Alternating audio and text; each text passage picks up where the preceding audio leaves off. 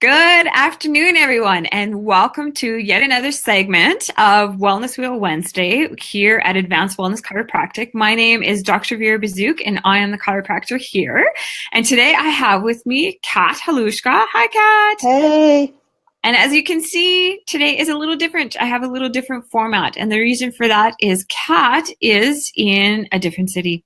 She is visiting in Vancouver. Hey, Kat, how's the weather over there? Oh, a little rainy, but warmer than Edmonton. Yeah. It snowed again last night a little bit. What is it? April 11th, and we had some snow. Yeah. Anyways, Mm. I'm glad you're enjoying a little bit slightly warmer weather over there. So, Wellness Wheel Wednesdays, what is this all about? Well, I created this concept as a way to kind of help my patients and are my fellow viewers who are here trying to manage some of their mental emotional stresses. So, I have over 15 or 16 something like that years experience as a chiropractor, a while, over a decade.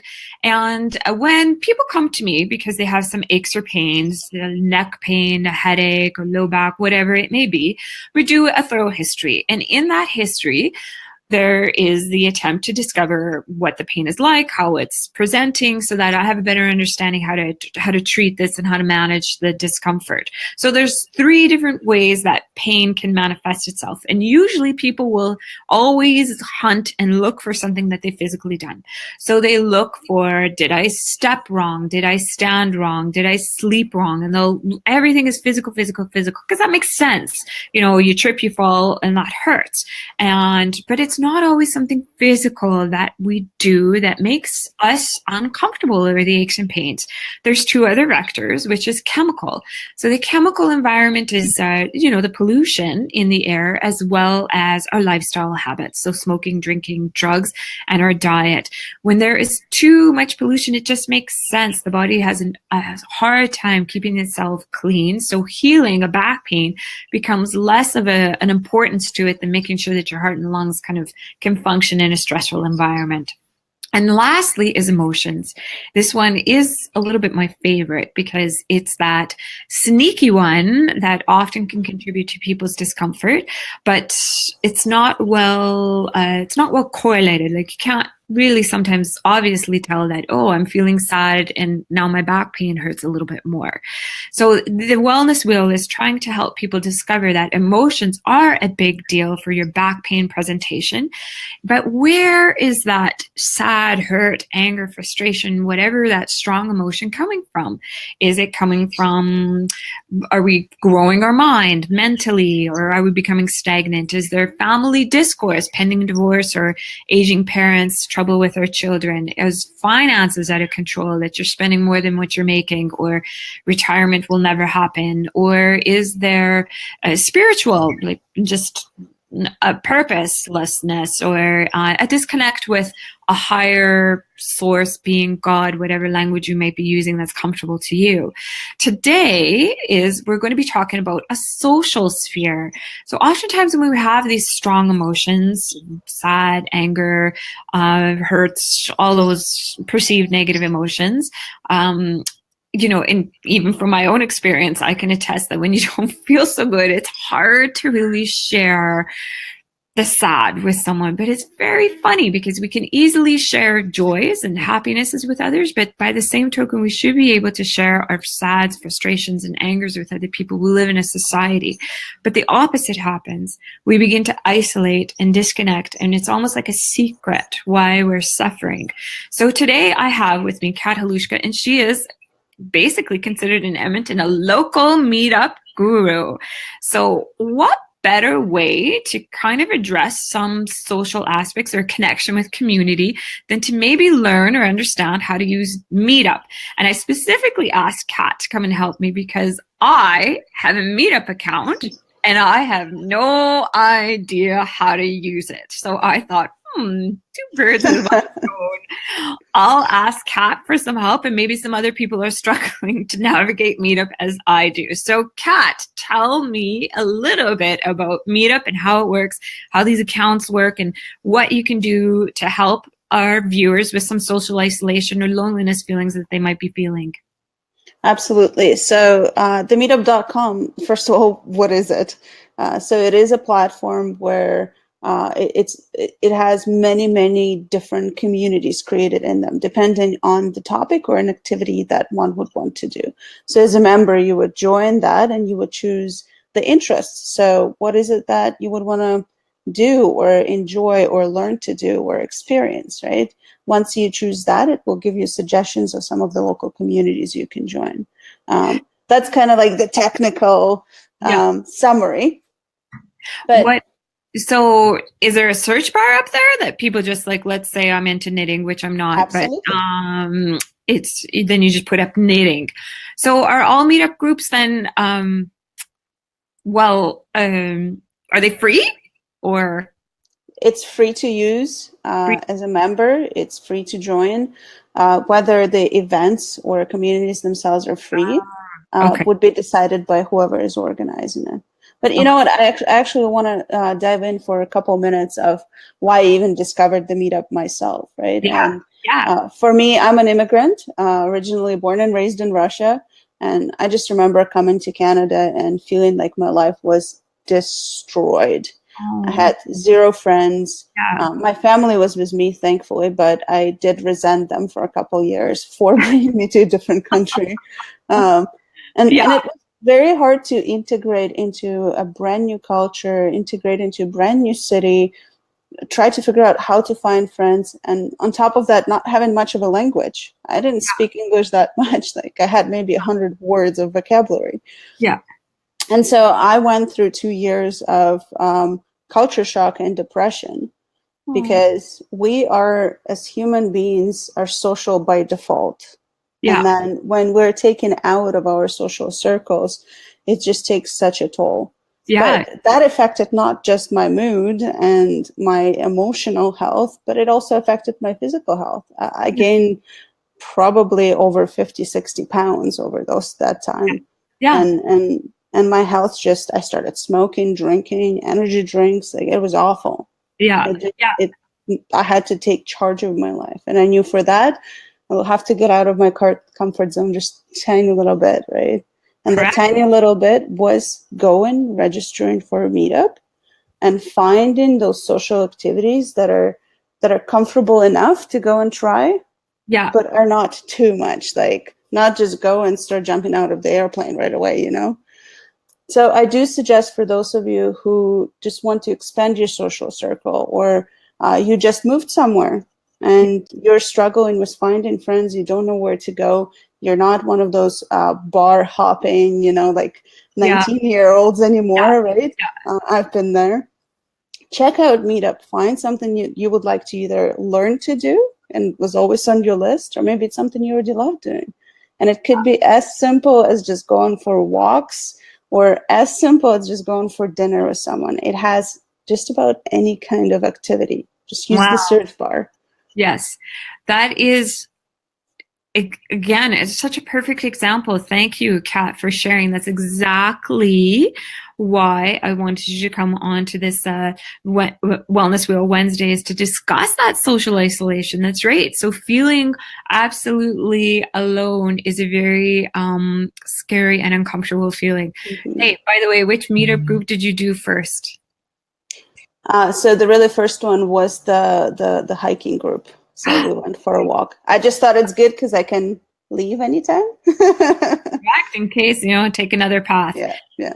So let's say there's an individual and they're just not sure to find a meetup group, or the opposite is that they're looking for a specific meetup group that they want, but they can't find it. So, and let's say they're a little bit more adventurous. How can one start up a meetup group? Perfect. That's actually something that I specialize in, right? As you know, is starting a group on purpose. So starting your own community with the purpose in mind. And it could be 2 ways. It could be just for you as a person, so more of a social aspect, or it could be for business as well. So if you're starting or growing a business, it's perfect for that as well. So let me dive in a little bit here. So to start a meetup group, now you do have to pay for a meetup.com account. It is something very low, like $15 or $20 a month. So it's not that high. And how you go about it is whatever it is that interests that you think there's more people would enjoy, you just start a group for that. So you pick a name, something, of course, that people would understand by default. Like you don't want something crazy that people don't know what it means. So pick something simple and self-explanatory, and then you write up a description. So why did you start a group? What are you going to do? What kind of events you're going to host, right? And who you are, and, you know, tell a little bit about yourself. And then you choose those interests. Meetup actually just has a whole list of previously created interests and other groups that have interests, right? Yeah. So you can choose or create your own. So you'll choose a list of interests. And here's the cool part. Meetup has over 32 million members on it. Wow. Worldwide. 32 million members. So it's 32 million people who registered to find something to do, right? Or someone to connect with. So when the interests that you choose for your meetup group that you're creating match with the interests that that person chose when they created their user, their profile, their membership, right? Their free account, they will receive an email that will let them know about your group. Okay. And so this is how you start filling up your membership, start getting people to come out to your event and join your group in general, right? Meetup does it for you. So if you have something odd as a hobby that you just can't find anybody else to do with, I bet you there's other people who will want to do it with you. Okay. So this has also happened to me in the past. So how do you, what am I looking for? Is that what words of advice or sage advice do you have for somebody who's starting up a meetup group and they're all excited and they're getting everything going, and then maybe at this particular event there wasn't very good attendance? Now, oftentimes there's emotions that come with that you're gung-ho about something, and then you're planning, and then nobody has come. So what do you do? How do you manage that? And do you give up, or do you try again, or can somebody use your services and kind of make sure that it's more successful? Yeah, so I'm going to give a couple of tips that anybody who's watching can just use yourself if you decided to start a group. Number one is, when you're starting a group, schedule an event right away. Okay. So when that email goes out and those people look at your group, they have something they can RSVP to. So that will help huge, because if your group is empty and there's no event schedule, chances are those members won't come back because they just don't know why. Do you have a recommendation for, like, let's say I wanted, like, how far out? Like, let's say I wanted to run an event in June. Should I put a notice now, or?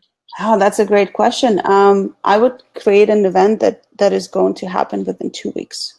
Okay, so just 2 weeks. Yeah, so pretty close. Again, you don't want them to forget about it, right? Right. Because chances are, even if they put it in their calendar, they're going to have to go back and figure out, well, what was it that I registered for? Right. Okay, so if you're making a meetup group and nobody's coming, anyways, so your tips again. So put it in put it right away. So create an event right away. The second one is actually just treat it as you are launching a business or a community, right? So share it out, ask people to share. So share it everywhere. If you're on Facebook, share it on Facebook. If you're just send it to a couple of your friends. It's not just for people who you don't know. It's for people who you know as well, right? I bet you your friends would love to learn something new about you and do something new, right?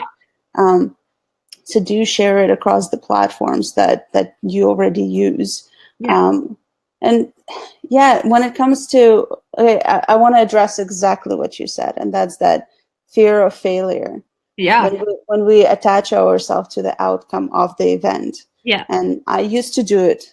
I got to be honest with you, the first couple of events, there would be that it would say that 50 people are RSVP'd, and then there would be 25 who came out, and I'd be like, well, what's wrong with those 25 people? Why didn't they come out? What's wrong with me? Like, why didn't they like me, right?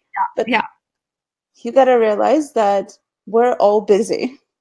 We all have just about 25 million things coming through our mind every minute. And it's okay.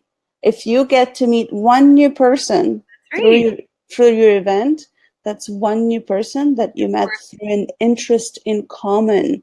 Yes. Chances of you becoming friends and building a relationship so much higher than just running into somebody in the bar. Yes.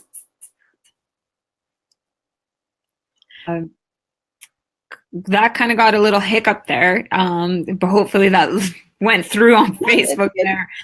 But that's a huge point, is that often, the 25 example, why didn't the 25 who didn't show up? But we look at the failure part of it, but the success is that 25 people did show up. Exactly. And even less than that, even if it's one or two, that's still a huge success. Sometimes that intimacy is really more important than the actual volume of the numbers. Is there a real moment to connect with people? And that's often the start to healing some of that emotional isolation, is connecting with people and not just blending into the wall, and just sharing your story. A lot of times that's the difficult part, is I think we feel ashamed or something that we had a problem in our life, but those problems are uniting. It's really what unites us. Everything is relatable to some degree. So to share that, give those emotions a voice, and meeting people in Meetup seems like a good way to do that. Absolutely. Hey, is there any more tips that you have? I want to address the what if 0 people show up. Yes. I said 1, and that's fantastic. And hopefully that shifted your mindset away from what's wrong with me, right? Because there's nothing wrong with you. Yes. But if 0 people show up, I want to remind you that you created that community to do something you already love. Yeah. There's nothing wrong with doing things that you love by yourself. Maybe it will take a couple of times, but you're already doing something you love. You're just inviting other people to do it with you. So I remember at the chiropractic seminar I went to a long time ago, and there was this guest speaker, and he said that he even had these health talks, and for months he had them on a specific day, and nobody showed up, but he would still do them. He would do them regardless, start to finish. He'd do a health talk, and then eventually one person came, another person came, and then pretty soon there was lineups at the door, and he just couldn't fit anybody. But the point is that he still kind of did them regardless of whether, and I think it takes tough skin, but in the meantime he got better at presenting his talk. So just do it anyways. Hey, by the way, what's the weirdest meetup group you ever came across? The weirdest meetup group, in your eyes? I'm trying to think here. Okay, so I attended a group that was about living in wilderness. Oh. So it was all about survival. Without exactly. So clothes on your back. Yeah, we would literally take our cell phones, and the cell phones would go in a container when we walk in. Which part of the bark is safe to eat, type of thing. Neat. Yeah, you never know. You just never know. That's a great meetup group. Okay. Is there anything else you have for our viewers? Is there a particular event that you're hosting soon? Actually, for those of you who do want to learn more of how I create those communities, or if you're starting and growing a business and you want to learn how to do that part and use the same platform, I do have a webinar. It's just about every couple of days that I'm doing it. You can just go to meetuptribe.com and register for it. There's more information there. Okay. Super duper. So thank you very much, Kat, for joining me on Wednesday here, Wellness Wheel Wednesday. I think that was a great presentation. Lots of information on social, like the sadness that people can feel, and also some emotions about an event not going well, and to just kind of keep going. And if you need some help, you can always give Kat a call or contact her through Meetup Tribe. So next week I have with me Deanne Rendu, and she is part of Your Holistic Earth. So join us next week at 1:00 for another session of Wellness Wheel Live. Okay. Awesome. Well, thank you so much, Dr. Vera, for having me. You're welcome. This was great. Thanks, Kat. Take care. Enjoy Vancouver. Have a good one. Bye.